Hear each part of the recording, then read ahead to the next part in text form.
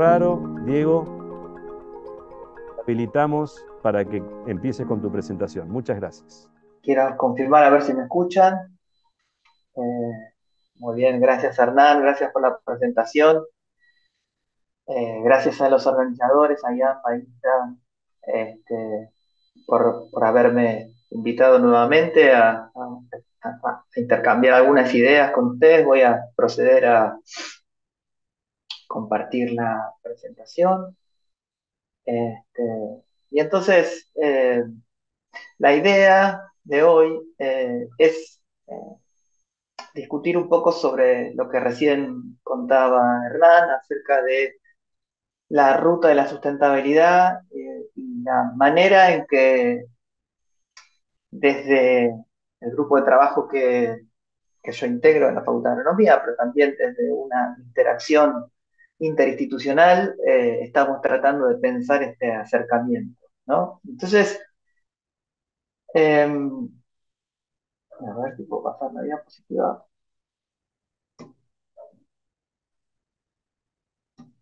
Bueno, bueno, lo primero sobre lo que podemos charlar es que la ruta de la sustentabilidad es un camino como el que estamos viendo ahí. Un camino que eh, parece relativamente llano, pero que en realidad nos oculta el destino final. Digamos, todo el tiempo estamos pensando que la sustentabilidad es un concepto, pero también lo hablamos como sostenibilidad o como sistemas sostenibles, o la salud del ecosistema, o el desarrollo sostenible, la perdurabilidad, condiciones que, independientemente de la manera en que la llamemos, están ahí, en la curva, en un lugar relativamente oculto, pero que sabemos que tenemos que llegar. Entonces, la primera idea es la idea de movimiento, la idea de avance, la idea de ir hacia un lugar. Y ese camino tiene ciertos mojones, ¿no? Y entonces después vamos a retomar al final y en las preguntas o en el intercambio, pero ese camino hacia ese estado de los sistemas tiene, por un lado, una serie de pasos.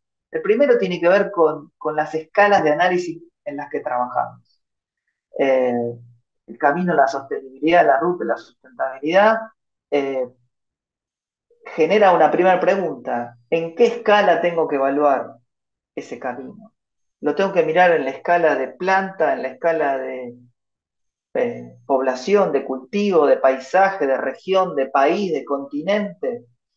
Y entonces ahí empezamos a mirar que cada una de esas escalas tiene una percepción particular.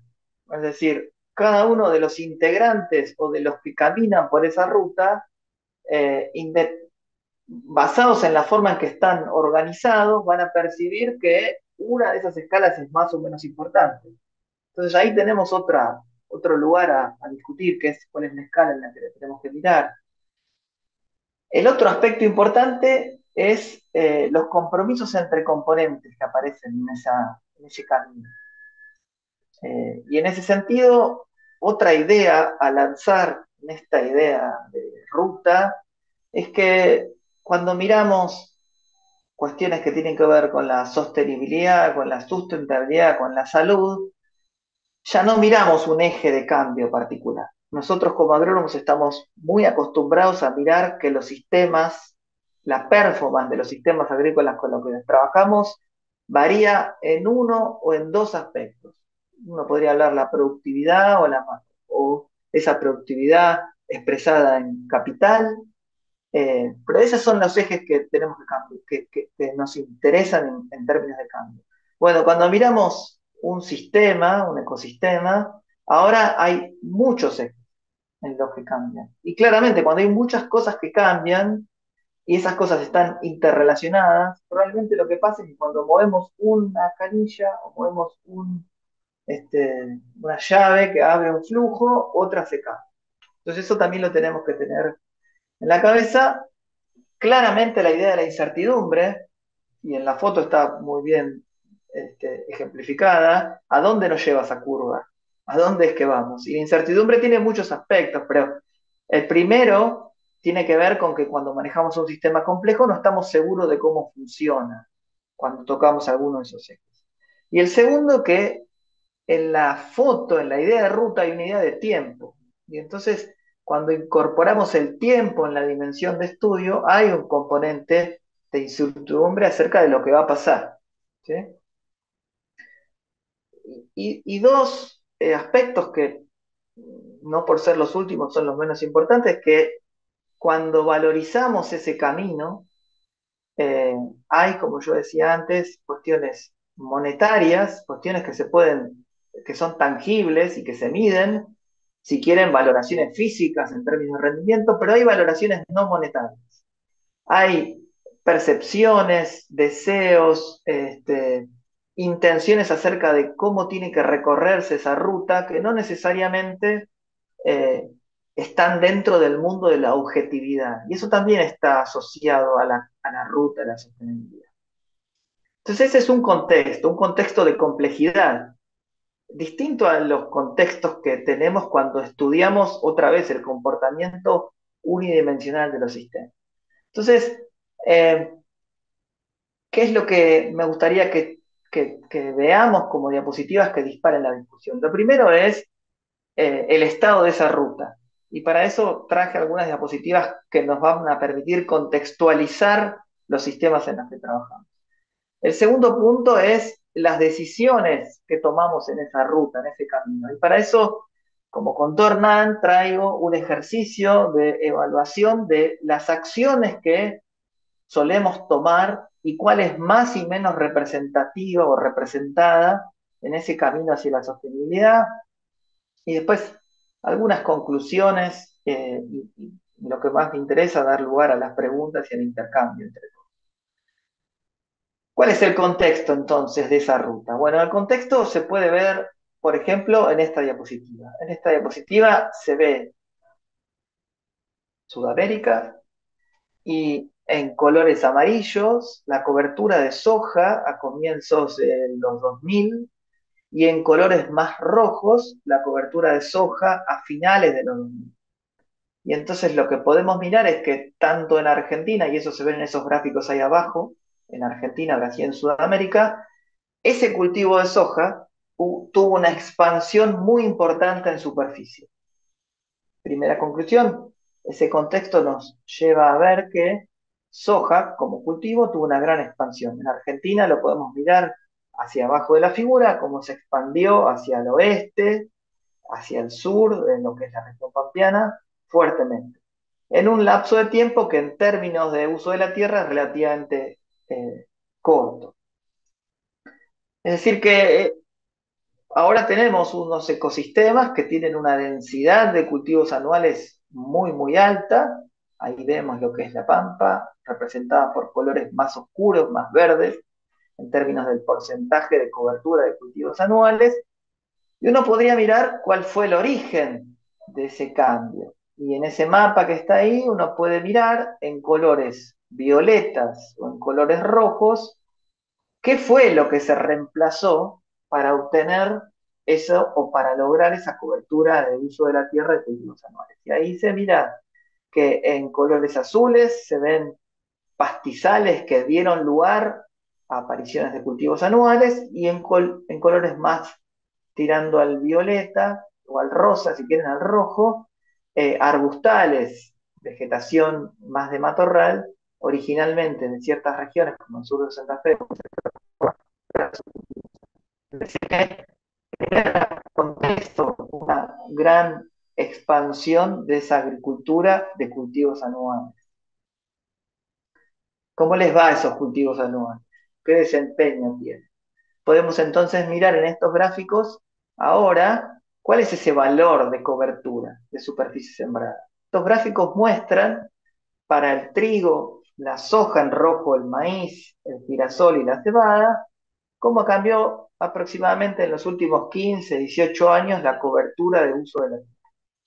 Ahí vemos patrones particulares. Por ejemplo, en amarillo un aumento importante de la cobertura de maíz, en verde un aumento importante en la cobertura de trigo y arriba, si bien es la reina de la cobertura de la superficie, soja experimentando en los últimos años una caída particular de lo que es la superficie sembrada.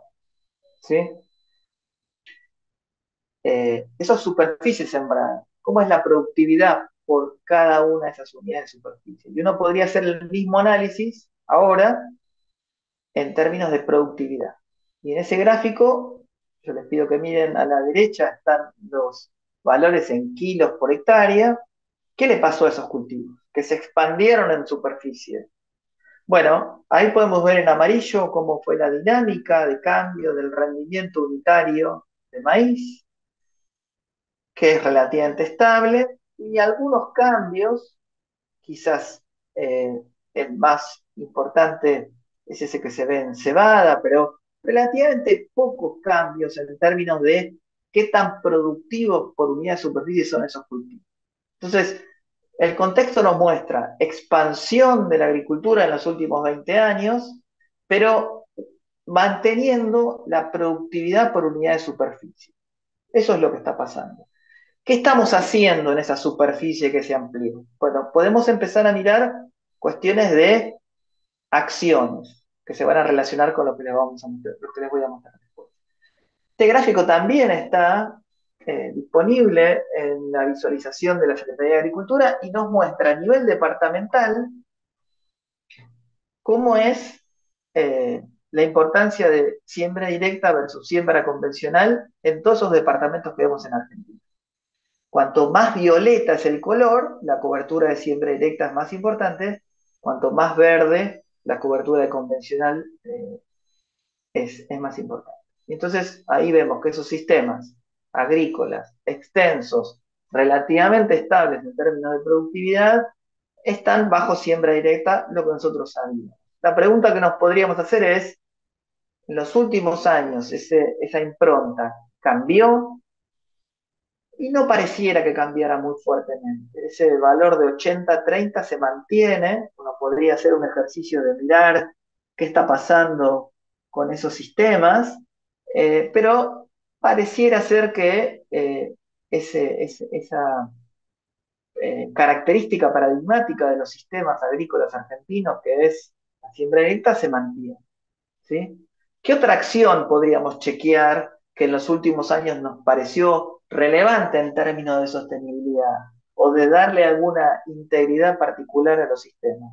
Bueno, el uso de cultivo de servicios, el uso de lo que llamamos cultivos o verdeos de invierno, verdeos de verano, sistemas de producción de cultivos que no son de cosecha, pero que generan alguna ventaja particular. Y ahí podríamos hacer el mismo ejercicio.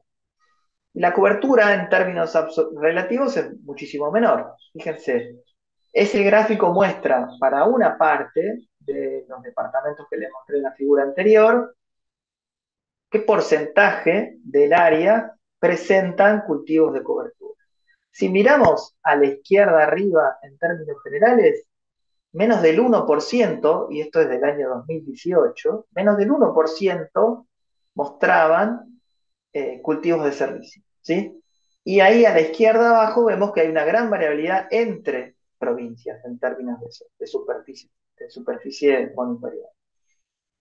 Obviamente la próxima pregunta es, bueno, hacia el 2022 esto cambió. Cambió un poco, cambió el perfil acerca de cómo estamos usando esos cultivos de servicio. Si hacemos rápidamente la cuenta, que está ahí arriba a la izquierda, esas 35.000 hectáreas en términos proporcionales triplican lo que pasaba hace 4 campañas en términos proporcionales, pero igual así eh, es un valor relativamente bajo. Fíjense, eso es cercano al 2,5% de la superficie, con algunas provincias un poco más representativas de esa acción, ¿no? Bueno, ese es el contexto más o menos. Y el contexto no termina ahí, porque si uno mira en esos círculos rojos donde hacemos agricultura extensiva, manual, eh, qué pasó en una ventana un poco más amplia, vemos que ese aumento en el área se dio, pero vemos también que, así como aumentó la siembra directa, aumentaron el uso de organismos modificados genéticamente, por lo que algunos llaman esa tercera revolución verde, pero aumentó también, tanto por unidad de superficie como en términos absolutos el uso de insumos. Ahí a la izquierda ven cómo cambió en esa ventana de los últimos 30 años el uso de fertilizantes y cómo cambió el uso de fitosanitarios. ¿Sí? Entonces, bueno, ahora tenemos un contexto, tenemos un paciente que tiene un montón de cambios. Cambios en términos de cuántas cosas hace, cuántos insumos utiliza, qué tipos de acciones lleva a cabo. Y la pregunta central está en esa diapositiva.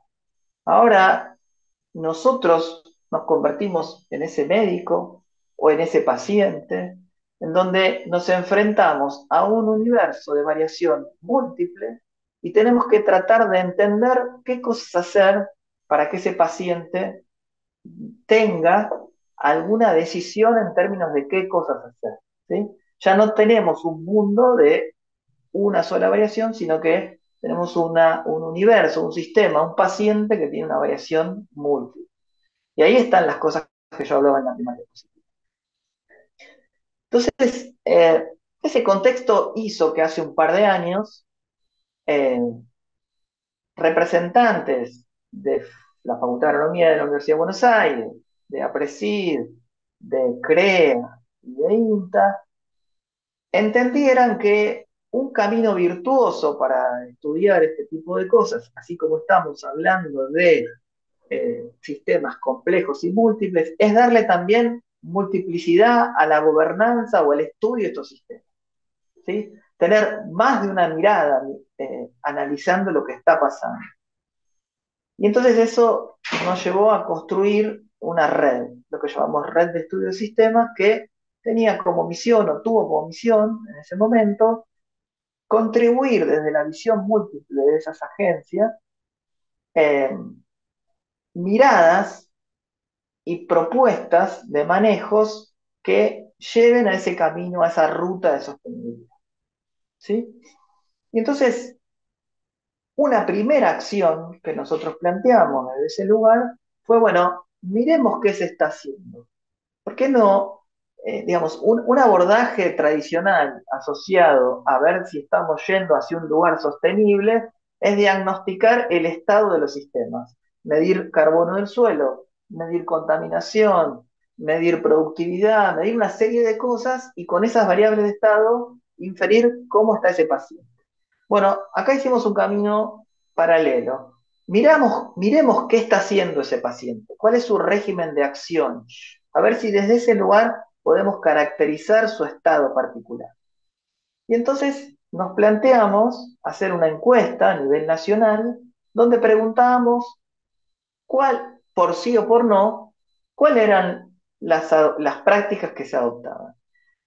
Es decir, y ahí empezamos a hacer un poco de detalle, preguntábamos en un formulario web que fue distribuido ampliamente, 57 preguntas asociadas a cuestiones productivas y sociales, preguntando, ¿usted hace esto?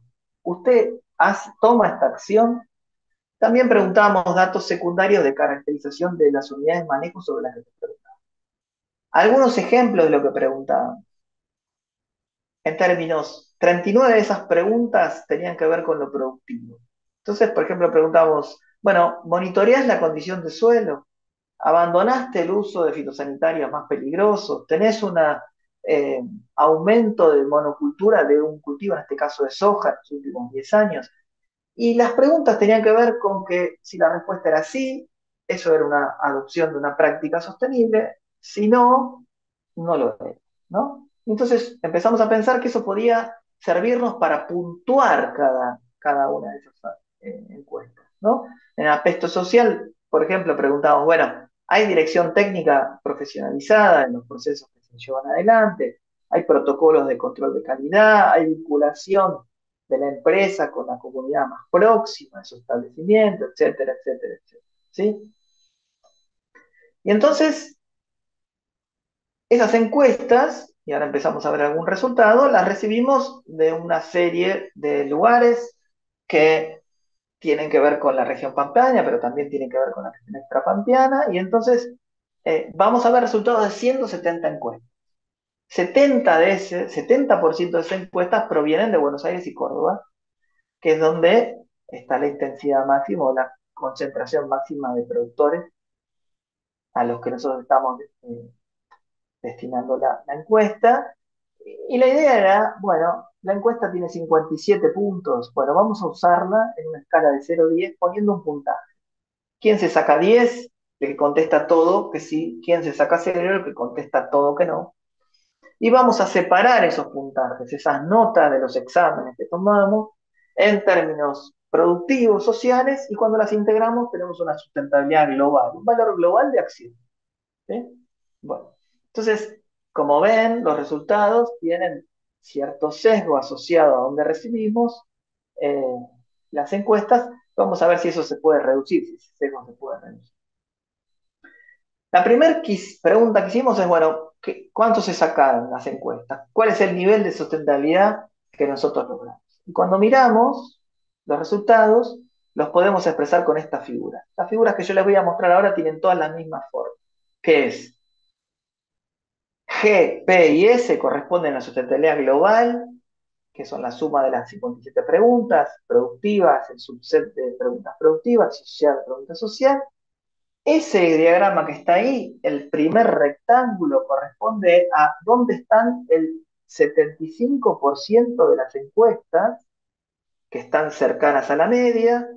Si ustedes ven, hay después como lo que llamamos un bigote, que es entre punta y punta del bigote, es dónde están entre el 10 y el 90% de las encuestas, y después hay encuestas que están por arriba del 90% y por abajo del 10% de la distribución, ¿no? Bueno, entonces la primera pregunta, ¿cuántos se sacaron? La gente que contestó, bueno, se sacó un promedio de 6, fíjense a la izquierda, pero y con un intervalo de variación relativamente pequeño en la media, pero si nosotros miramos, para cada una de las esferas de variación, de sustentabilidad, hay una variación de respuestas muy grande. Es decir, no tenemos los resultados concentrados en algo. Esa es una primer pista. Se hacen las cosas de forma muy distinta, por eso se obtienen muchos puntajes distintos. ¿Sí? Entonces, esa es la primera conclusión. Y la otra es que es ligeramente menor el score obtenido en las respuestas que apuntaban a la sustentabilidad social. Ligeramente menor, tampoco muy, muy grande, ¿no? Como recibimos encuestas de muchos lugares, nos podemos preguntar si hay una variación de ese patrón en términos de ubicación. Y ahí ahora agregamos un eje de variación que es que el panel A corresponde a la sustentabilidad global, el B intermedio corresponde a la productiva y el C a la social. Y entonces lo que vemos es que pareciera ser que Buenos Aires y Córdoba tienen valores significativamente más altos en todas las dimensiones que Santa Fe.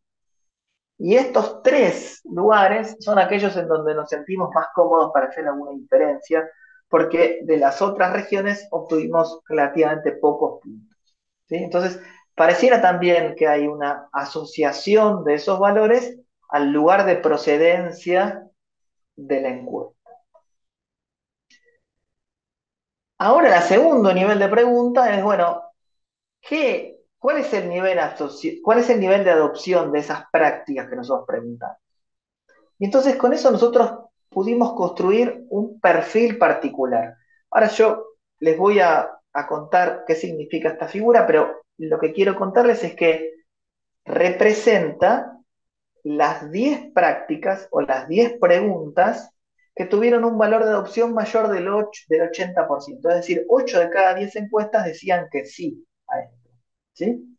Y entonces, con esto uno podría construir idealmente un perfil de sistema que es aquel que tiene una gran adopción en términos de prácticas sustentables. Y uno lo podría contar de esta manera. Esa figura que está ahí representando, nivel de adopción de prácticas, es una unidad de manejo bajo siembra directa, con rotación de cultivos, que son fertilizados e inoculados. En esa unidad de producción hay monitoreo de adversidades que ya no son controladas con fitosanitarios de banda roja. Se adopta una rotación de modos de acción de los herbicidas y todo el manejo ocurre bajo una dirección técnica profesionalizada y flexible. ¿Sí? Entonces, esto representa ese perfil de alta adopción. De las prácticas que nosotros eh, eh, presuponemos como deseables, hay algo que está fuertemente representado, que es esto. Bueno, como hay algo que está fuertemente representado, hay algo que no está muy representado. Y eso es la imagen especular. ¿Cuáles son las 10 prácticas que tienen un bajo nivel de adopción, menor al 30% o al 40%? Y eso también podríamos hacer una narrativa de ese perfil idea, ese perfil particular, que es la baja adopción es una unidad de manejo que tiene pasturas de rotación, donde se aplican los fitosanitarios de manera selectiva, solo de banda verde, incluyendo productos biológicos, donde hay un planteo de sistematización del uso del suelo y se considera la estructura del paisaje en la toma de decisiones productivas.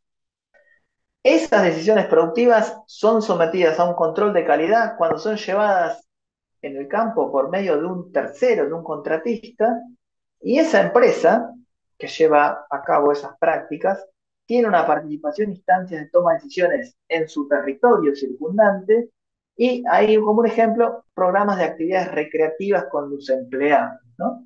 Entonces, bueno, eso es un perfil de las cosas que quisiéramos que ocurran y que ocurran en un bajo nivel de adopción. Así que ahí tenemos algún par de respuestas en términos de nivel de adopción.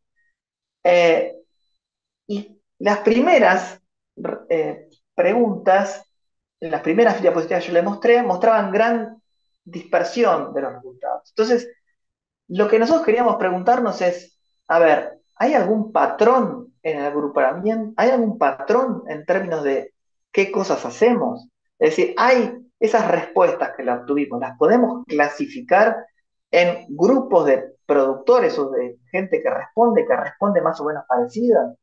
Y la respuesta es sí. Nosotros encontramos 4 formas distintas de contestar la encuesta. Y esa forma la llamamos clúster o grupo. Entonces ahí podemos ver la distribución. Están más o menos representados, en mayor o menor medida, esos grupos. O sea que hay 4 formas distintas de contestar, que son bastante parecidas entre sí.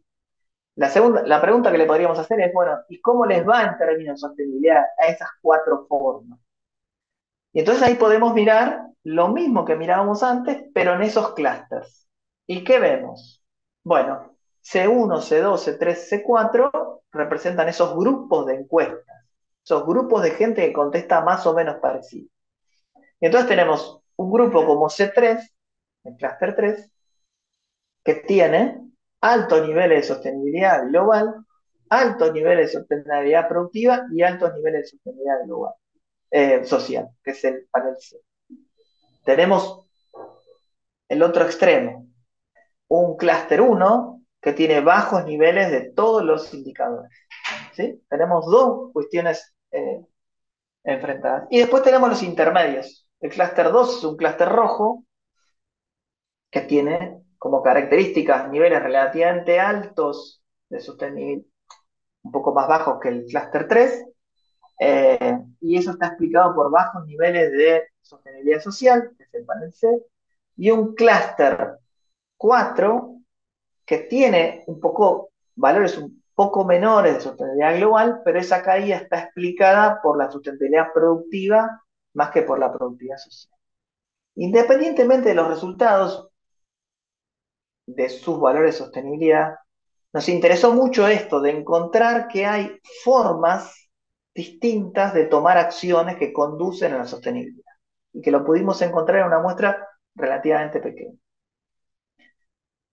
Para ir avanzando un poquito más rápido, porque no me debe quedar mucho tiempo, la otra pregunta que podríamos hacer es, ¿en qué se diferencian los clústeres? Estas 4 formas de contestar, ¿en qué se diferencian? Entonces lo que hice hacer 3, el triángulo azul era el mejor, el 1 era el peor, la curva azul es la del 3, la curva 1 negra es la del 1. Bueno, Fíjense cómo el azul tiene valores altos de adopción de todas esas prácticas y el negro tiene valores muy bajos. Y uno puede mirar para cada una de esas prácticas cómo es el valor particular, ¿no? Y entonces, con una mirada rápida, los valores en rojo son valores menores al 20% de adopción, los valores en verde son valores mayores al 80% de adopción. Entonces, miremos, el clúster uno tiene valores relativamente bajos de adopción, de prácticas como manejo de envases, capacitación de empleados, etcétera, etcétera. El clúster 3 tiene valores relativamente altos de esos valores. Y cuando miramos horizontalmente podemos mirar en qué se diferencian los clústeres, ¿no? Hay clústeres que son muy parecidos en uno, salvo el uno. Hay clústeres que son, no sé, por ejemplo, la rotación con pasturas está representada en el clúster 2 y 3, pero no en el 3 y 4, etcétera. Ahí ya podemos ir viendo un perfil de esos grupos. Y lo mismo podríamos hacer con lo que hacen todos.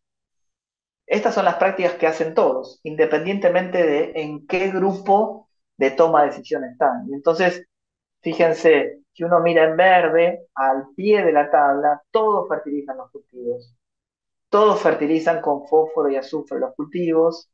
Todos tienen flexibilidad en manejo técnico. eh, Todos cumplen las normas de seguridad, pero también ninguno o muy bajos tienen usos de fitosanitarios exclusivamente de banda verde o abandono de banda amarilla o cuestiones de ese tipo, ¿no? Entonces, ahí ya tenemos dos grupos de prácticas que caracterizan a lo que hacen todos o lo que hacen cada uno en particular, ¿sí? Son exploraciones estas que nos permiten después ir profundizando un poco más sobre esas acciones. Entonces, ¿a dónde llegamos con esto? ¿A dónde llegamos con redes? A desarrollar un ámbito de discusión entre instituciones sobre sostenibilidad. Es la primera vez que ocurre. Eh, Anecdóticamente yo les puedo contar lo dificultoso que es ese diálogo interinstitucional, pero la potencia que tiene en términos de los resultados que se obtienen. Incorporamos a la comunidad de productores en la generación de información, ¿sí? Los propios productores están generando esos datos, detectamos prácticas más o menos frecuentes, definimos 4 grupos contrastantes, encontramos que hay 4 maneras distintas de tomar acciones, de decidir acciones en esa ruta de sostenibilidad, y exploramos y encontramos mucha variabilidad dentro de cada una de ellas, tanto a nivel regional como a nivel individual. ¿A dónde vamos en esa ruta? ¿A dónde vamos ahora?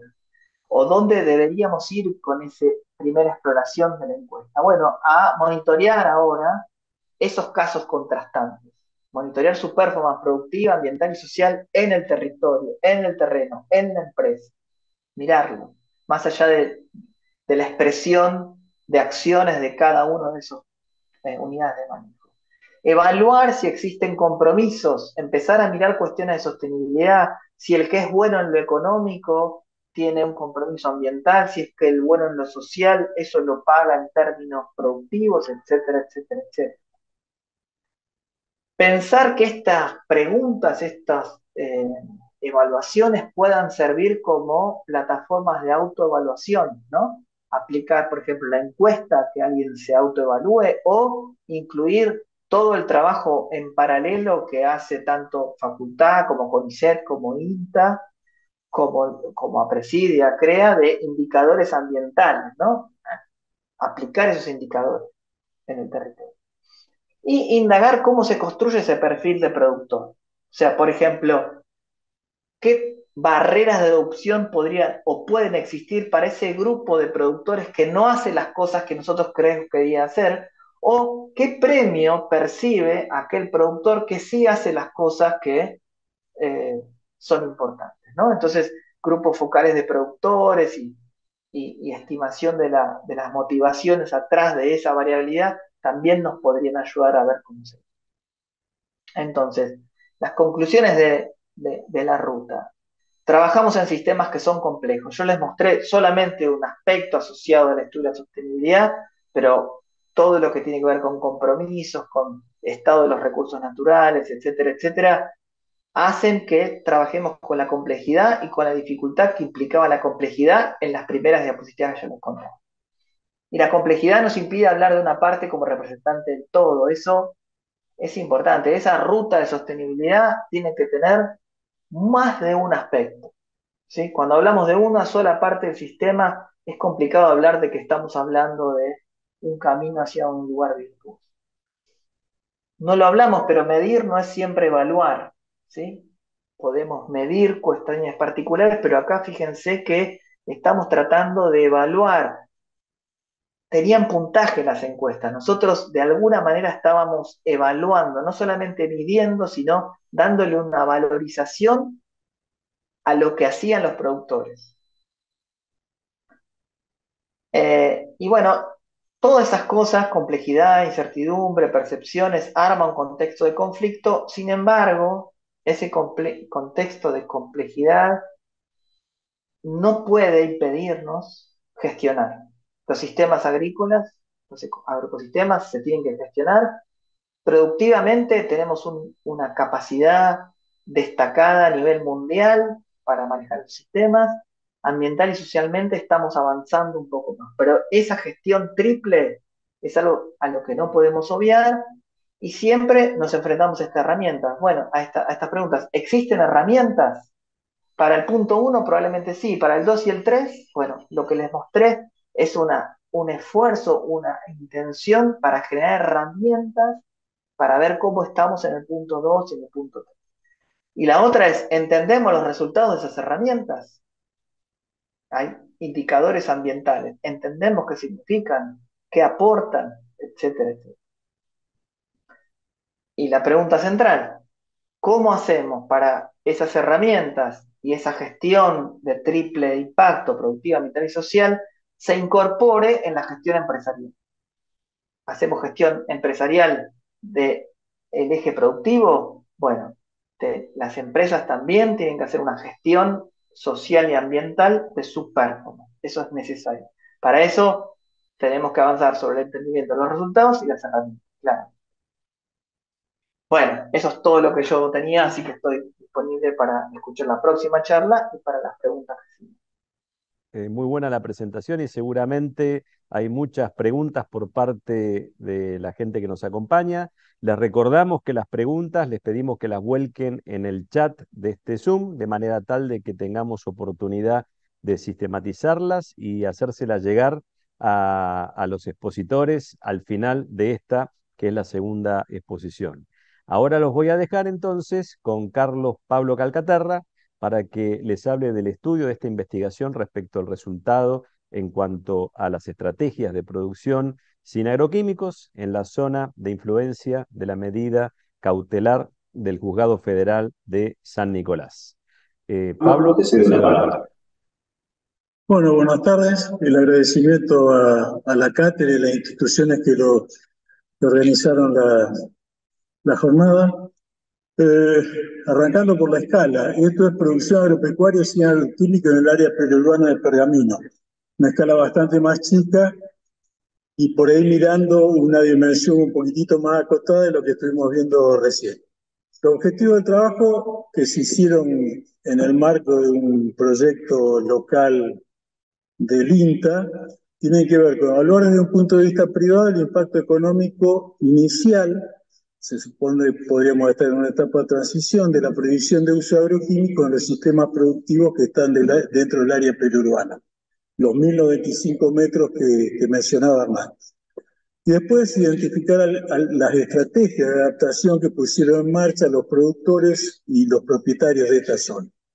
De paso, le pegamos una miradita a lo que sería un beneficio costo social de la prohibición del uso de agroquímicos y muy de pasada también una opinión básicamente respecto a la sustentabilidad de la situación. Las áreas periurbanas, definiciones. La Real Academia Española no tiene lo que parecería en algunas características que comparten varias definiciones, un territorio, no solo un lugar geográfico, sino que hay redes de actores, redes de funciones, redes de interrelaciones económicas con los actores. Las áreas periurbanas se las define como con características propias, no es una zona de transición entre lo rural y urbano, sino que tiene características propias que ameritan su estudio. Es un mosaico complejo, intersticial, y ahí aparecen usos competitivos de la tierra, básicamente, con lo que tiene que ver con lo inmobiliario y con lo productivo, agropecuario. Y se le suma como una nueva función para agregarle complejidad a que se le pide que sea una zona de amortiguamiento también. Es decir, en las áreas periurbanas, si estamos, creo que la mayor parte de quienes estuvieron estudiando este tipo de cuestiones, son áreas complejas, los diferentes usos están en competencia, por lo general todo lo que tiene que ver con el uso urbano termina predominando sobre los usos rurales. Si a eso le sumamos externalidades, seguramente vamos a tener un escenario donde hay tensiones y posibilidades de conflictos y, bueno, la necesidad de pasar a algún tipo de ordenamiento territorial. Fundamentalmente por esta cuestión de las externalidades. La externalidad es una falla del mercado, hay una definición bastante amplia, pueden ser positivas o negativas, es decir, son beneficios o costos que un tercero cobra, o en el caso de las negativas debe pagar, como una consecuencia del proceso de producción o consumo, y estos costos y estos beneficios no se ven reflejados en la cuenta que hace la unidad productiva o la canasta o el consumidor cuando está calculando, bueno, cómo destino en mi presupuesto a una determinada canasta de bienes y servicios de consumo. Por lo tanto, en general, las externalidades terminan haciendo que se produzca lo que tienen externalidades positivas, hay una oferta menor en el mercado de ese bien o de ese servicio, y los que tienen externalidades negativas al revés. Se sobreoferta en realidad de lo que debería ser un equilibrio teórico desde el punto de vista social. Yendo a las cuestiones más concretas o más aterrizadas al territorio, acá está el mapita de las zonas de exclusión de uso de agroquímicos. El área urbana de Pergamino, esto está disponible en la página de la municipalidad, los 1095 metros de zona de exclusión de uso de agroquímicos con aplicaciones terrestres y lo que llega hasta los 3000 metros. Esto es una superficie en los 1095 metros, que es donde nos vamos a estar concentrando en las evaluaciones. Es una superficie de aproximadamente 5.900 hectáreas, 6.000 hectáreas, como se había dicho antes. Y esto es para tener una idea de cuál es el uso del suelo más común. Bueno, acá está lo que es el casco urbano de Pergamino, hay áreas intersticiales, se ven lotes que son de cultivos extensivos, y lo que está marcado en rojo están sacados a ojo y un poco de conocimiento en el terreno, sobre un mapa de Google. De rojo son las quintas, 12, 13 quintas que tiene Pergamino que producen para el mercado local. Si vemos el tipo de suelo que están como para caracterizarlo, lo que ustedes ven como verde son capacidad de uso 1 sin limitaciones. Todo lo que tiene que ver con algún color rojo son suelos que tienen alguna limitación desde el punto de vista de la erosión, que constituyen por lo menos el 50% de todo, y las partes azules son suelos en general de capacidad de uso 6, 7, que es básicamente ganadero, pero uno ve que tiene más o menos, tal vez a nivel de partido los suelos 6 y 7 ocupan un porcentaje más alto que este, pero después de todo es bastante representativo de las condiciones de suelo del partido y por supuesto del clima. La metodología que usamos en este caso difiere también de la metodología usada en el caso anterior, es una metodología más de tipo cualitativo. Es decir, hicimos entrevistas seleccionando, esto no se podría extrapolar los resultados porque no es representativa la muestra, nos concentramos más en tratar de hacer entrevistas en profundidad, un poco al estilo que lo que están haciendo los encuestadores políticos, creen un poco de esas encuestas que son con respuestas en un gran número de encuestas, etcétera, etcétera, y tratar de profundizar y de explicar un poquitito el porqué de algunas cosas. Entonces, cuando fuimos buscando los sistemas, tratamos de que estuviesen representados, bueno, los actuales sistemas productivos, y además algunos sistemas productivos que parecían que podían ser algún tipo de solución o salida para estas zonas donde está prohibido el uso agroquímico. Así que entrevistamos 6 sistemas agrícolas continuos puros, un sistema ganadero y también agrícola, un sistema hortícola y agrícola y un contratista de reservas forrajeras. Esos son empresas agropecuarias clásicas.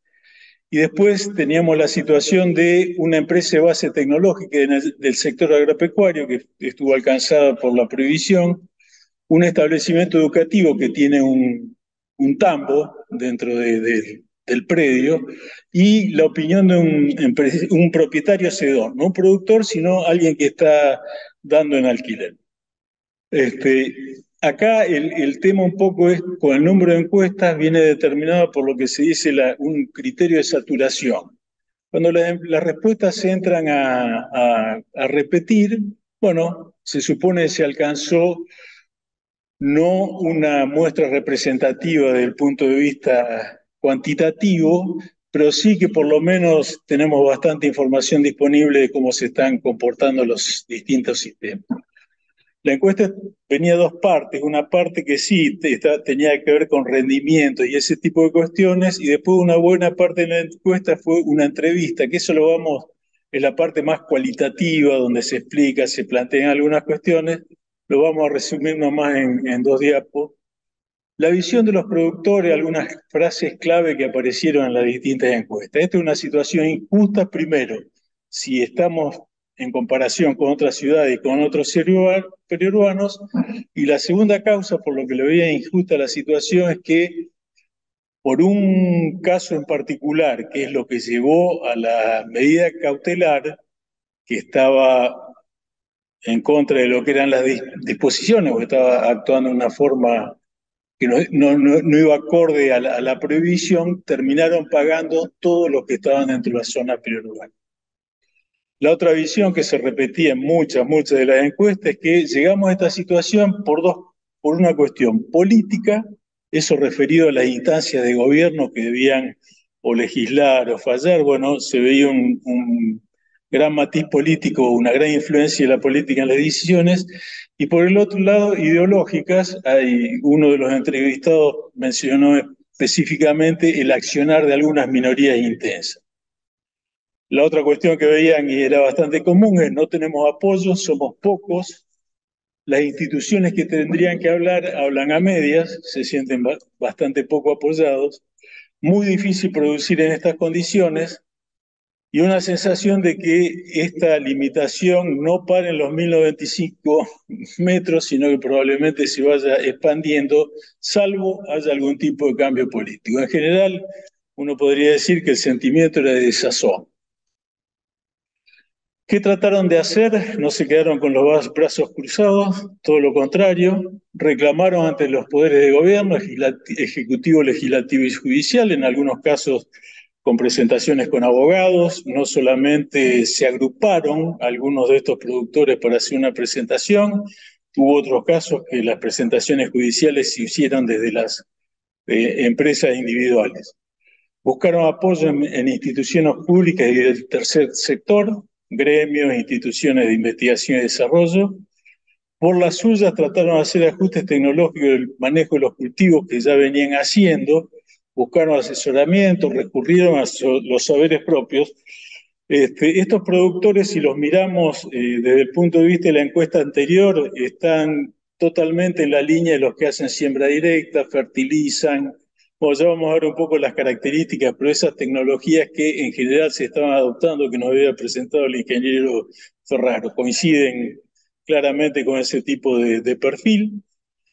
Y bueno, por el otro lado, ya como una salida más individual, quería decir, la mayor parte de estos productores también tienen un largo recorrido y experiencia en lo que es en la cuestión productiva, se acuerdan de o saben manejar las labores de antes de que se difundiera la siembra directa como método predominante de cultivo. Y además, o tienen asesoramiento directo, muchos de ellos son profesionales relacionados a la producción agropecuaria, o dentro de su núcleo familiar tienen profesionales que están relacionados a la producción agropecuaria. En un trabajo anterior nosotros tipificamos algunas de estas empresas familiares para la misma zona del partido de Pergamino y Junín. Casi todos caen dentro del perfil de empresarios familiares.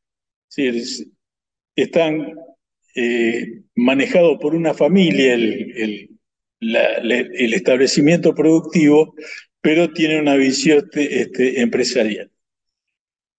Y lo que están haciendo ya como una salida más individual, algunos por lo menos están planteando darle otro uso de la tierra, pasar de lo productivo probablemente a un destino inmobiliario. No todos los entrevistados lo mencionaron, pero por lo menos 3 de ellos hicieron referencia a este tema. Bueno, nosotros teníamos 2 situaciones. Cuando podían usar agroquímicos, hasta el periodo de la cautelar, y un periodo sin agroquímicos. Un comentario nomás, me estaba pasando por alto. Elegimos el caso de Pergamino porque al estar los 1095 metros, el porcentaje afectado de las unidades productivas por la cautelar era bastante importante. No se podía solucionar simplemente con dejar una franjita sin cultivar, que se hace una pastura o se la deja sin hacer. Esto obligaba de algún modo a una reformulación de los sistemas productivos. Y la superficie total que encuestamos fue aproximadamente un 15%, para darles una idea de las 6.000 hectáreas. Bueno, con agroquímicos que hacían estos productores, secuencias de cultivos, estaban haciendo casi todo con siembra directa, fertilizaban con nitrógeno, fósforo y azufre, dependiendo del cultivo, por supuesto, pero con dosis de tipo económico, es decir, acorde a la respuesta que podrían estar esperando. Realizaban manejo integrado de plagas, malezas y enfermedades, con muchos de ellos tenían plagueros contratados, y varios de ellos mencionaron la aplicación de buenas prácticas y tratar de usar, antes de la medida cautelar, tratar de utilizar banda azul, banda verde dentro de los agroquímicos utilizados. En la situación sin agroquímicos, bueno, dejaron de tener una secuencia de cultivos y la elección del cultivo muy dependiente de la situación, cómo vienen las malezas, cómo se pueden estar presentando las plagas y esa cuestión. La siembra directa fue reemplazada por laboreo del suelo, no con arado, pero por discos, cultivadores, cinceles, etc.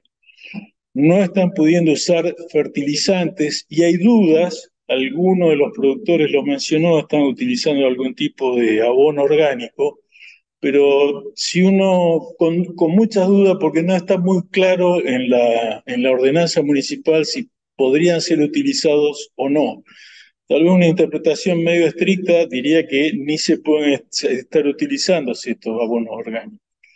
Y el manejo integrado de plagas, bueno, queda de algún modo acotado a la utilización de escardillos, rotativa, en algunos casos control manual de malezas, y con las cuestiones de plagas y enfermedades, bueno, más que alguna cuestión cultural o de selección de variedades que pueden ser, o cultivares que pueden ser más tolerantes a algún tipo de enfermedad y ese tipo de cuestiones, no hay. Por supuesto, muchos de ellos mencionaron la utilización de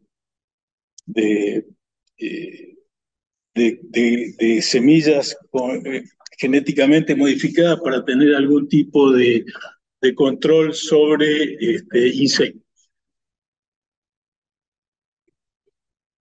Vamos a los resultados productivos.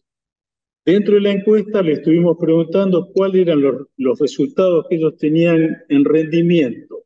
En un año malo, en un año normal y en un año bueno, para los principales cultivos de la zona. La mayor parte de los resultados están referidos únicamente a la parte agrícola. Después voy a hacer alguna referencia a la entrevista ganadera y a las entrevistas que mantuvimos con productores hortícolas. Prácticamente lo que está en el primer gráfico es el rendimiento esperado en cultivos con agroquímicos y sin agroquímicos. No sé si se ve muy bien, pero con agroquímicos son las barras rojas, sin agroquímicos son las barras azules. Para maíz temprano, la reducción va prácticamente de 9 a 4 toneladas por hectárea, al pasar de con agroquímicos a sin agroquímicos, cae de 9 a 4 toneladas por hectárea. En soja de primera, de 3,9 a 2 y algo toneladas por hectárea.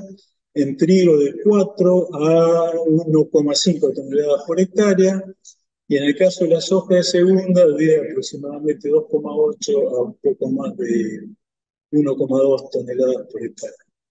Esos son los rendimientos esperados en promedio. En el cuadro incluimos la idea de un año malo y un año bueno, para no tener solamente una idea de lo que podía estar cayendo la producción o los ingresos después en promedio, sino tener una idea también del riesgo que eso significaba. Las reducciones son más o menos entre un año normal y un año bueno respecto de con agroquímicos a sin agroquímicos, son bastante parecidas las reducciones, andan alrededor del 50%. Otra de las características de lo que se trata de hacer con estos trabajos cualitativos es tener otra información para chequear a ver si estamos más o menos dentro de lo cierto. Y 50%, por lo menos en lo que es una comunicación personal, es lo que se produce muchas veces en las caídas, en las producciones orgánicas. No estaría muy lejos, son bastante similares esas reducciones. Pero el problema que tenemos muy serio, y eso se va a ver reflejado por el riesgo, es que la probabilidad de tener rendimientos ceros al no utilizar agroquímicos es muy alta. Si ustedes ven, la caída para el año malo dice menos del 100%, en realidad, pero muchos de los casos, el rendimiento estimado para el año malo estaba en serio, o por lo menos que no valía la pena cosechar el lote. ¿Cómo se traduce esto? Son los resultados económicos, márgenes brutos de los principales cultivos. Ahí están en los gráficos los márgenes brutos esperados, están expresados en dólares oficiales por hectárea, y las caídas son más importantes aún que la de los rendimientos, de 700 a 200 dólares en el caso de maíz temprano por hectárea, entre con agroquímico y sin agroquímico, de 650 a un poco más de 150 dólares por hectárea en el caso de la soja de primera, y en el caso de trigo soja, sumado al resultado de los dos cultivos, de un poco más de 800 dólares por hectárea a 200 dólares por hectárea. Lo que se ve a la izquierda, a la derecha, perdón, son las probabilidades de márgenes brutos acumulados, y tenemos en el eje de la C, que es las probabilidades acumuladas, y en el eje de las Y, y vuelvo para atrás, y en el de las X son los márgenes brutos por hectárea. Acá lo que podemos ver es que bajo cualquier circunstancia, aun con los rendimientos más altos, los rendimientos más bajos que se obtuvieron con la distribución de rendimientos modales, los bajos y los altos que nos dijeron los productores, en todos los casos los resultados económicos de la situación con agroquímicos, que es la curvita en rojo, es superior a la de sin agroquímicos. Es decir, no solo vamos a tener, esto es por el caso de soja primera y un poquitito más chico, pero es la misma distribución, la misma idea, el caso de maíz y el caso de trigo soja. Esto lo que nos dice es que no solo vamos a tener rendimientos en promedio mucho más altos en la situación con agroquímicos, sino que también vamos a tener muchísimo menos riesgo. Prácticamente, vamos a suponer el caso de la soja primera, prácticamente no hay posibilidades de que estén cayendo por debajo de los 300 y pico dólares por hectárea. En esta encuesta quedó de lado la sequía del 23. Fueron años malos, pero no tan malos. Pero sí en el caso del cultivo sin agroquímico, uno ve que tiene hasta un 20% de probabilidades de estar teniendo resultados directamente que son negativos. Este es el cero en cuanto a margen bruto. Acá uno dice, tiene ahí un 20% de probabilidad de que los resultados sean negativos. Los resultados económicos hay que sumarle a la pérdida de los márgenes brutos por el otro lado. Bueno, cómo se está repartiendo de algún modo esa pérdida. Los alquileres eran los comunes de la zona, lo mismo nos dijeron los productores de esta zona, alrededor de 16 quintales de soja por hectárea año, con agroquímicos. Pero en la situación sin agroquímicos venían cayendo y disminuyendo los alquileres a 7 quintales, prácticamente un poco menos de la mitad. Y bueno, eso de algún modo, la pérdida de margen va a repercutir en buena medida también si uno tiene que distribuir las pérdidas, obviamente sobre los que son los dueños de la tierra. Y en algún momento eso se va a reflejar en el precio de la tierra como bien productivo. Es decir, el precio de la tierra en definitiva es la capitalización de las rentas futuras. Si las rentas futuras se caen a menos de la mitad, bueno, el precio de la tierra inevitablemente, como bien productivo por lo menos, también se va a caer a menos de la mitad. Y de nuevo, esa pérdida la debe estar sufriendo el dueño de la tierra. Vamos a traer nada más un ejemplo de que es una comparación de que sí, las condiciones de ingreso y ese tipo de cuestiones de precios internacionales se terminan reflejando en el precio de la tierra. Nada más que eso, situación del precio de la tierra en Illinois versus la zona núcleo maicera, uno ve cuando los precios estaban más o menos alineados, no había mucha diferencia de precios. Cuando empieza a haber distorsiones de precios, eso se termina reflejando inevitablemente en el precio de la tierra. Y acá, bueno, eso de algún modo da finalización en lo que era la medición con las medidas, las variables que queríamos medir acá a los objetivos del grupo. Quisimos dar un pasito más allá, ver lo que pasaba con los resultados económicos, pero puesto desde el punto de vista social. Estos valores, en el gráfico, es el margen bruto total de la zona periurbana. Estas primeras dos barras corresponden, si nosotros calculamos los márgenes brutos por la superficie cultivada, pero a precios de mercado, que es lo que estábamos viendo hasta ahora, que son los precios que recibe el productor. Pero si uno lo ve desde el punto de vista social, esos precios de mercado deben ser corregidos, porque como sociedad, la soja por la cual el productor recibe un 62% de precio debido a las retenciones de las exportaciones, multiplicado por un tipo de cambio oficial, cuando uno lo mira desde el punto de vista social, todo ese tipo de cuestiones hay que descontarlas, hay que tomarlas a valor FOB, menos los gastos que corresponden, los bienes que son exportables, y hay que eliminar todos los impuestos que son pagos internos a la sociedad. Yo pago un impuesto acá, pero alguien de la sociedad, el Estado, lo está cobrando. Y en ese caso, siempre expresado en dólares oficiales, pero descontado todas estas cuestiones de impuestos, ajustes de precios sombra, lo que les estaba comentando en la evaluación social del proyecto, la pérdida para el territorio que a precios de mercado pasaba de 2 millones de pesos de margen total a menos de $500.000 de margen total, pasa a precios sociales a una pérdida que va de los 5 millones de dólares con agroquímicos, perdón, margen bruto total de 5 millones con agroquímicos, que se cae a $1,500,000 sin agroquímicos. Es decir, ese sería el costo social global que estaría pagando la sociedad desde el punto de vista de la producción por dejar de utilizar agroquímicos. Por hectárea agrícola es una pérdida de $552 por hectárea a precio de mercado y de $1,257 a precio social. Acá es una estimación a vuelo de pájaro detrás del sobre con un lápiz. Obviamente hay otras cuestiones. Yo fundamentalmente corregí lo que era el valor de la tasa de cambio, tratando de estimar un precio sombra, y el valor de los impuestos más importantes que pesaban sobre los granos. No desconté algunas cuestiones de detalle, pero grosso modo esto es lo que podríamos estimar.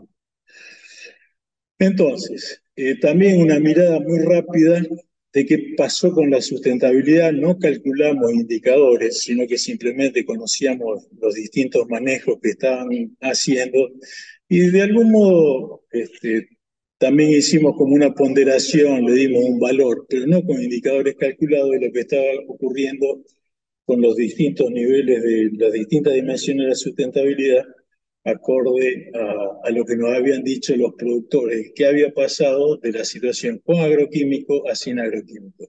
Y una aclaración, esto lo miramos desde el punto de vista de la superficie, de lo que ocurre por hectárea, no de lo que ocurre desde el punto de vista de la productividad.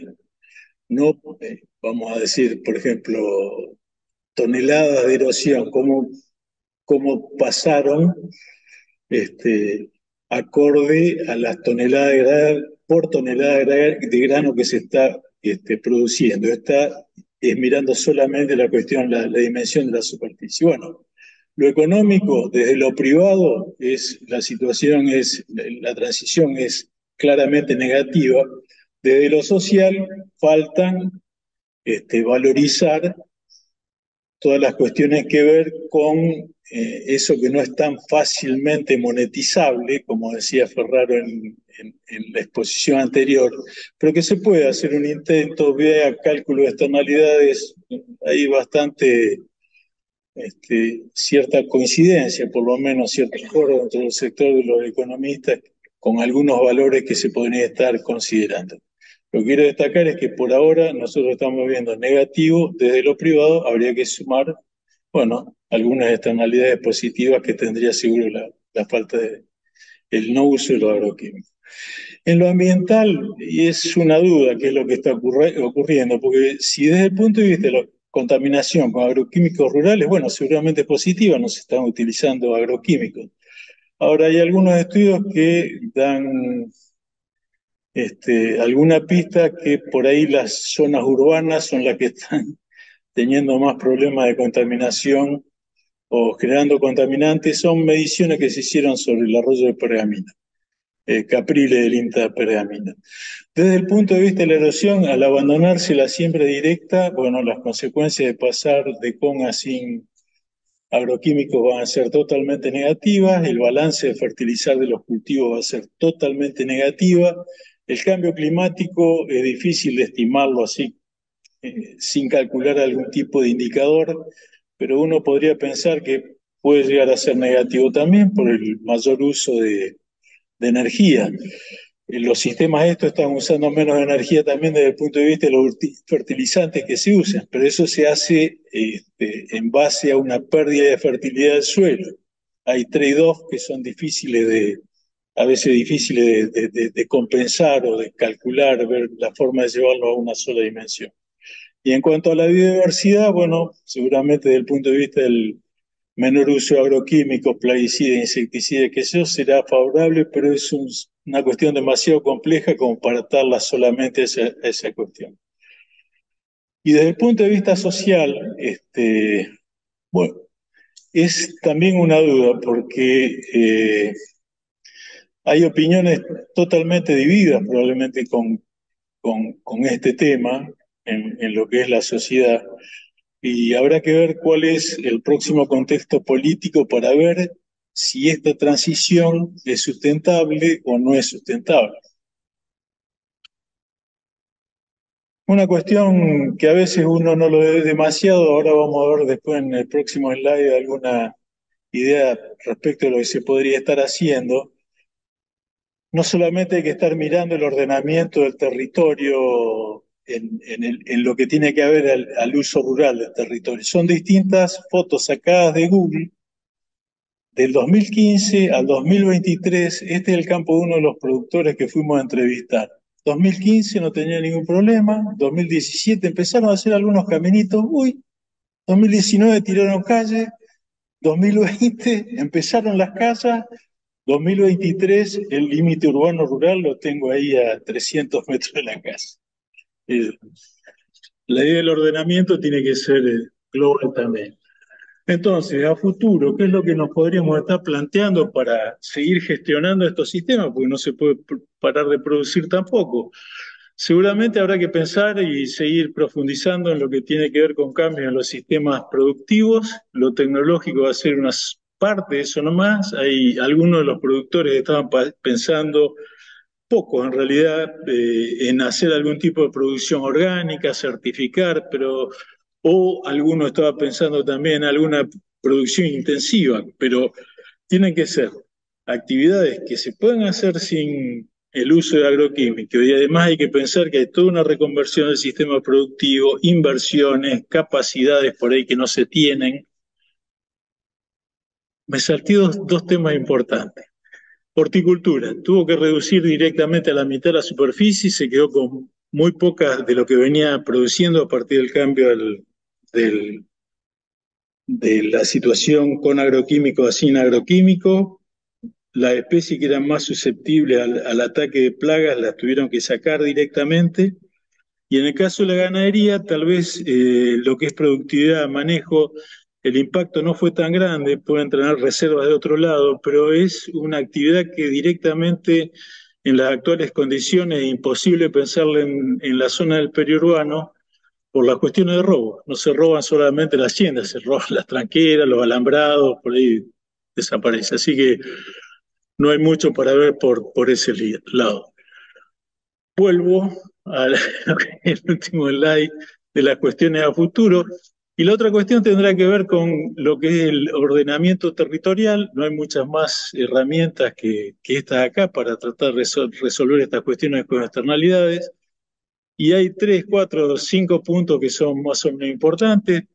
Tratar de tener un cuerpo legislativo que sea coherente y también desde el punto de vista de lo judicial, entre lo nacional, lo provincial, lo municipal, entre las distintas municipales, entre las distintas municipalidades, considerar siempre que sea posible información científica disponible, que está, hay bastante, pero a veces da la impresión que no es del todo utilizada, y esa información tiene que ver tanto en lo técnico, económico, productivo como lo económico, incluir como una cuestión ya que de por sí hay que hacerla, las evaluaciones de beneficio-costos sociales.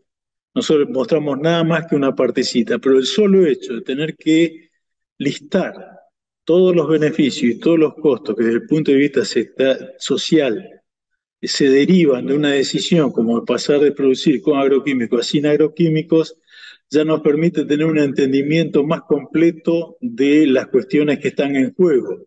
Pues si no, uno puede terminar con una visión un poco parcial. Esta es una herramienta que se está utilizando, muy probada, muy conocida y se utiliza desde hace mucho, mucho tiempo, por lo menos desde la década del 60 en muchos países para tomar decisiones desde los estamentos gubernamentales y que se está impulsando también la utilización acá en el país, pero parecería que estamos desde el punto de vista del gobierno, ¿no? De la visión del gobierno, pero estamos en las primeras cuestiones al respecto. Tratar de hacer una difusión lo más completa posible de la información que tenemos a los actores, a los stakeholders. Y quien está difundiendo eso tiene que tener una buena capa de credibilidad. El proceso de ordenamiento territorial, hay en algunos lugares que ya lo están probando, debería ser eso justamente, un proceso, en el sentido que lleva tiempo y las partes involucradas y las partes que pueden estar afectadas por ese proceso tendrían que tener algún tipo de posibilidad de manifestarse. Y después, por último, no es lo mismo hacer ordenamiento territorial con una medida de prohibición o de comando y control, o, ya yéndonos de esto de los agroquímicos, el caso de los mercados de bonos de carbono, es otro tipo de medida que se puede hacer para ayudar al ordenamiento, pero está demostrado que desde el punto de vista económico son mucho más eficientes que estas medidas de prohibición.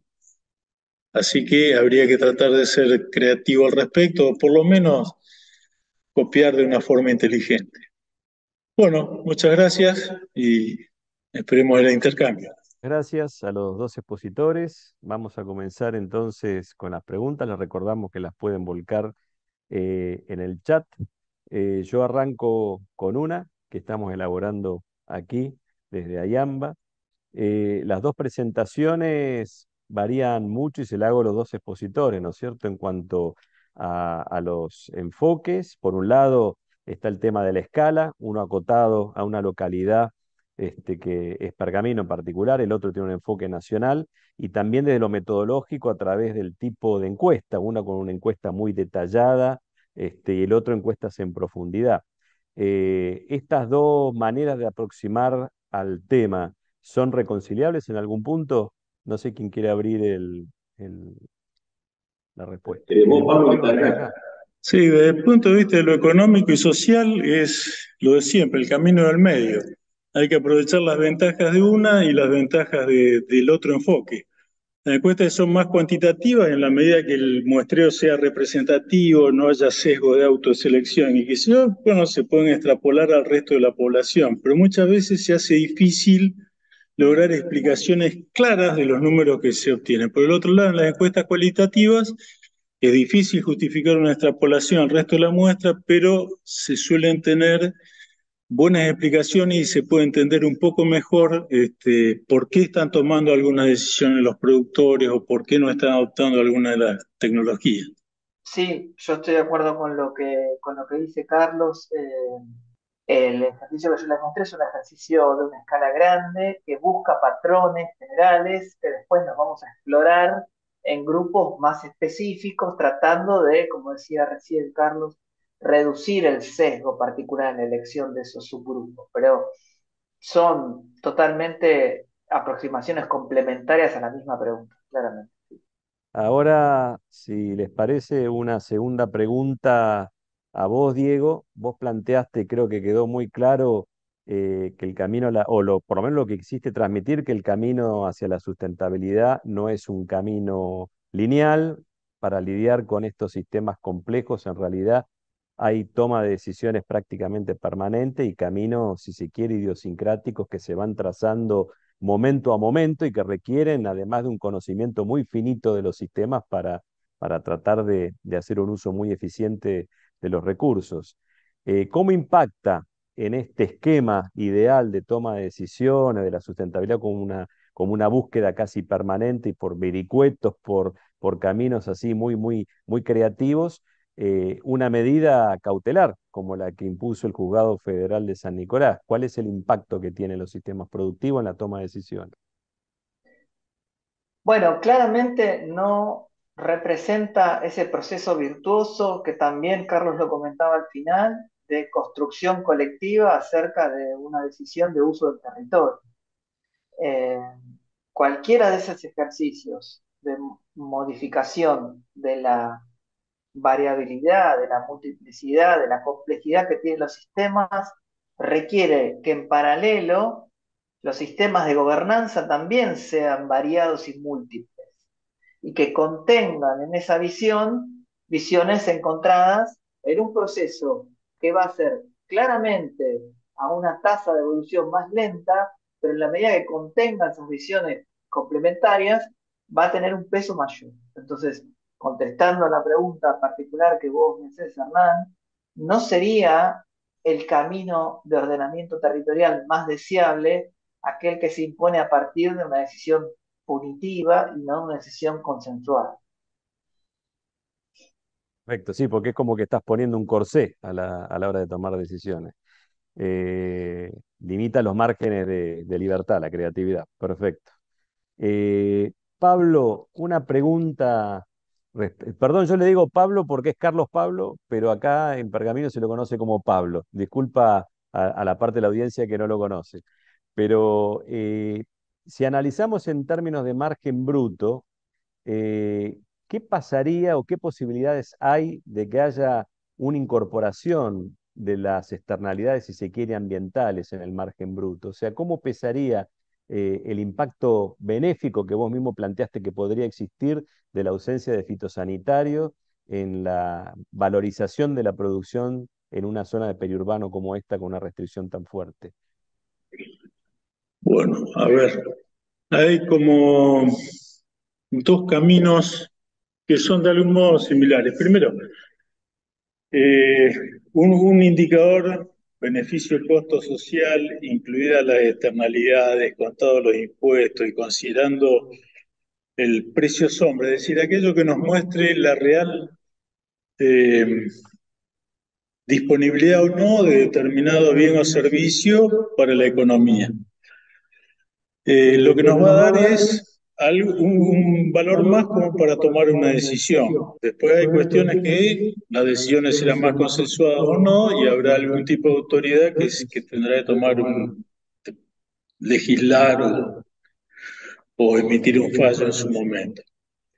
Entonces, se puede hacer un esfuerzo para mejorar la idea de ese beneficio-costo. La cuestión es, en primer paso, calcular en valores técnicos, vamos a suponer lo por ahí un poco más conocido. Las toneladas equivalentes de carbono, de dióxido de carbono equivalente que emite como gases de efecto invernadero uno y otro sistema. Y ahí hay valores que pueden venir en el caso de los bonos de carbono, hay mercados regulados y hay mercados libres, y uno puede estar utilizando el precio de esos valores como para dar una idea o incluir de algún modo el valor de esa externalidad dentro del resultado económico y expresado todo en una sola dimensión, pesos. Ya como un detalle más metodológico, hay una metodología que se llama, en algunos casos hay que preguntarle a la sociedad cuánto estaría dispuesto a pagar por determinada externalidad. Eso se llama valoración contingente, es un método aprobado, se utilizó para el Exxon Valdez, creo. La Corte Suprema de Estados Unidos le pidió una serie de expertos economistas para ver si tenía valor o no estos ejercicios de valoración contingente, y desde hace bastante tiempo, con ciertas precauciones, los valores se pueden considerar. El problema que tenemos con esos ejercicios es que implican bastantes encuestas como para tener esos datos. Tendríamos que preguntarle a la población del Pergamino de algún modo cuánto estaría dispuesto a pagar bajo las condiciones socioeconómicas que tiene por disponer de aguas sin ningún tipo de contaminante.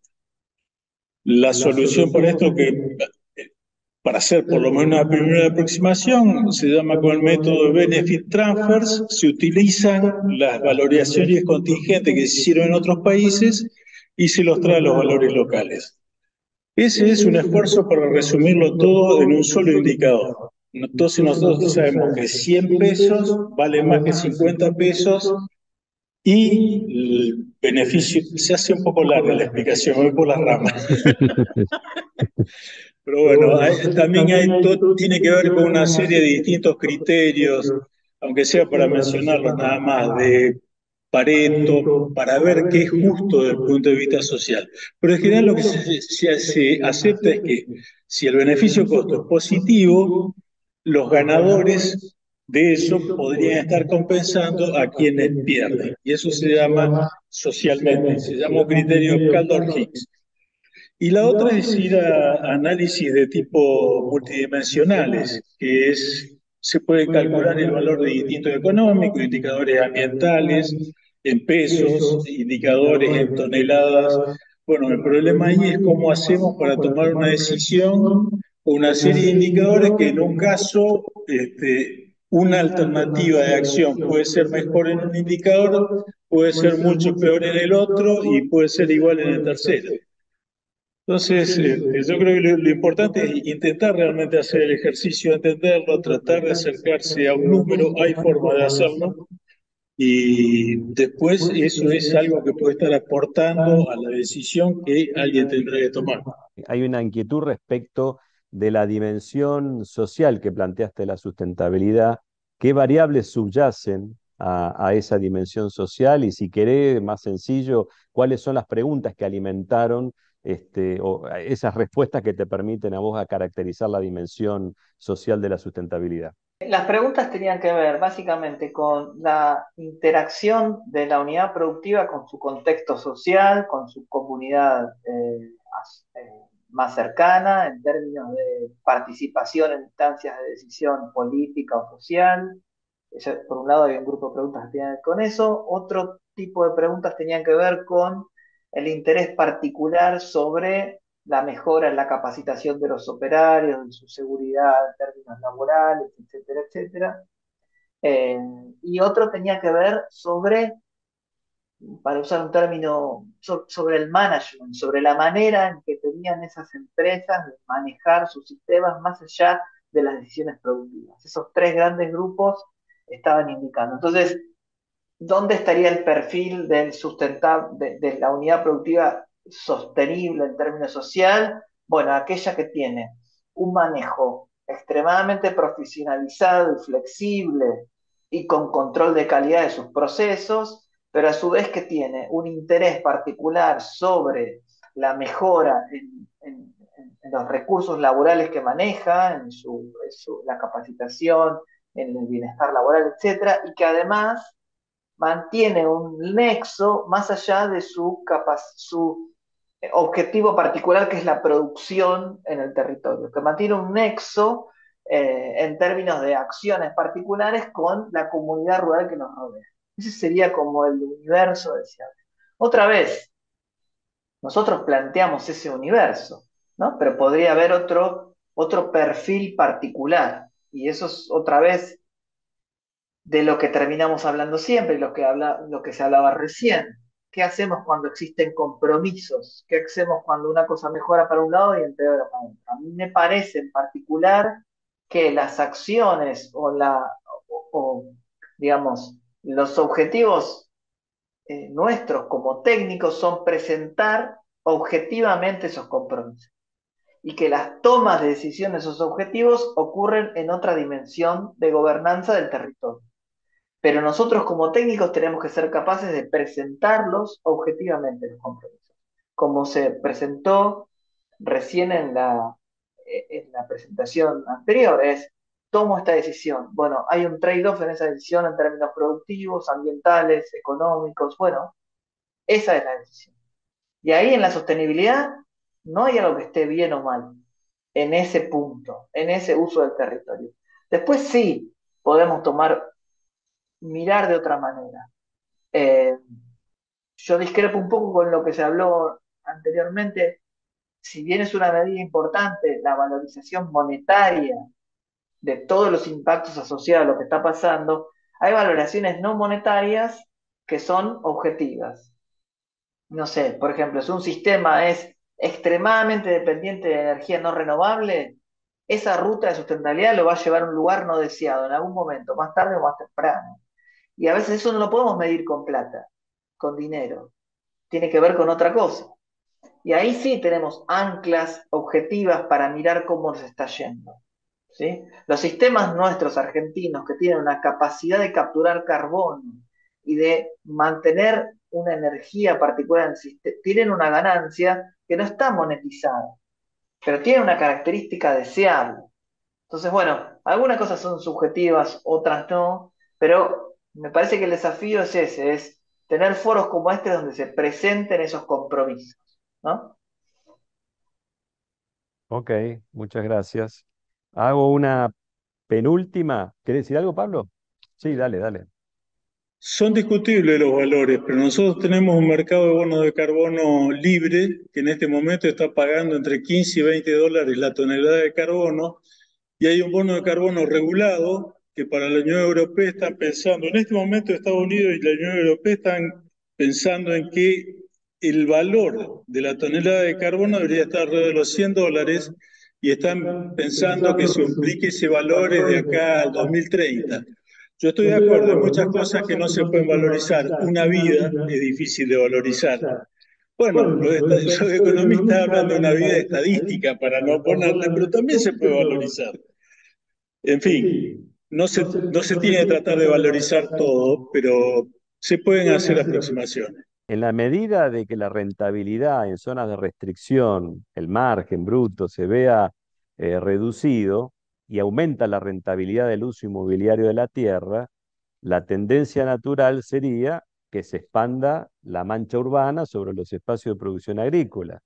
Y haciendo una reducción al absurdo, imagino un futuro en donde tengamos una gran urbe y donde no haya espacio para producción agropecuaria, ¿no es cierto? Porque si el proceso sigue con esta dinámica, entonces, ¿cómo ven ustedes esta distopía que les estoy planteando? Y si se animan desde el punto de vista de su conocimiento a imaginar algún instrumento, alguna práctica alguna recomendación para política pública que tienda a neutralizar esta tendencia que en este contexto a nivel local parece medio inevitable. Creo que tiene mucho que ver también con lo que hace a la planificación urbana. Las ciudades se tienen que empezar a transformar en una cuestión más sustentable y hay grupos que están trabajando en esto, en el caso de Río Cuarto, creo, cuando salen a hacer estas propuestas participativas para ver cómo se puede hacer, acompañan los procesos, creo que tienen varias experiencias al respecto. Y una de las cuestiones que plantean siempre es una ciudad que esté a escala humana, que no necesita expandirse constantemente, que no ocupe espacios verdes para cada una de las familias, media manzana de terreno, desparramadas, sino una ciudad que tenga sus espacios verdes, que se mantenga relativamente concentrada. Creo que parte de la respuesta puede pasar por ahí, pero realmente no conozco el tema. Yo quiero destacar el proceso, digamos, la cuestión dinámica de lo que estamos hablando. Recién se presentó un mapa donde hay una zona de exclusión de 1095 metros. La semana pasada se presentó en la Cámara de Diputados el proyecto de regulación de presupuestos mínimos de usos fitosanitarios. Los límites bajan de 1095 a 10. 10 metros para aplicaciones terrestres, 45 metros para aplicaciones aéreas.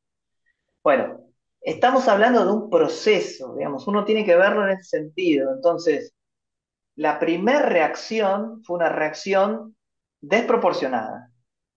Ahora se presenta otra acción. No digo cuán proporcionada esté o no, pero todo esto uno tiene que verlo en el contexto de una evolución, de una dinámica social de construcción colectiva de una toma de decisiones. En el medio hay algo fundamental, que es que, en el caso de fitosanitarios, para ser central acá, deberíamos tener información objetiva acerca de dónde está ese límite. Los organismos de ciencia y técnica deberían tener la capacidad suficiente para responder de alguna manera, objetivamente, dónde poner esa frontera. Pongo un ejemplo. En la Facultad de Agronomía y con el CONICET generamos un modelo de simulación de riesgo de uso fitosanitario. Entonces, a partir de todo lo que conocemos en términos de qué pasa cuando uno aplica un fitosanitario en un lugar y su interacción con el suelo, con el clima y con la tecnología de producción, podemos de manera relativamente robusta conocer el riesgo de que esa unidad de aplicación de fitosanitario esté en el aire, en el suelo, en el agua de lixiviación o en el agua ranura. Uniendo eso con la toxicidad particular de ese producto, tenemos una estimación de riesgo. Bueno, esa apoyatura es la que va a hacer que ese proceso de discusión social se enriquezca y llegue a un puerto o a un lugar relativamente racional. Pero fíjense lo que yo les estoy contando. De un límite de 1095, ahora hay un presupuesto, un proyecto de ley que lo baja a 10. ¿Dónde están en cada uno de esos las razones objetivas para plantear esa frontera? Muy difícil, no están. Bueno, eso es lo que hay que construir. Perfecto, muchísimas gracias, Diego. Les dije que había una última, que es la del estribo, y es en dónde está disponible, tanto para vos, Diego, como para vos, Carlos, si hay algo publicado, esta información, dónde está la documentación que pueden consultar los asistentes que nos acompañan hoy en la Cátedra Libre de los resultados de estos trabajos. Lo que yo les mostré es un recorte de lo que hicimos con redes en esos 2 años de trabajo, y cada una de las instituciones participantes le dio un canal de difusión que consideró oportuno. Yo entusiasmo a cada uno de los asistentes que se contacte con la institución que reconoce más cercana y que consulte acerca del canal de difusión. Nosotros tenemos otros también desde FAUBA donde eso se publica en forma de paper, pero todo esto se construyó un informe en cada una de las instituciones que tuvo su difusión particular. Así que seguramente por ahí rápidamente lo van a encontrar. Bueno, en el caso de trabajito les presentaba, empezamos con las encuestas a mediados de este año. Estamos terminando con los últimos toques para tener lista la publicación y la vamos a difundir por los canales del INTE. Estará seguramente en la página web de la estación experimental. Cosa de un mes, una cosa, menos. Hemos llegado al final de nuestra jornada. Así que les agradezco mucho a los 12 expositores, tanto Diego Ferraro como Pablo Calcaterra. Los conozco desde otro momento de trabajo en nuestra vida profesional. Ha sido un gusto compartir con ustedes la Cátedra Libre y con tantos otros colegas y gente querida, amigos que nos acompañan en el Zoom.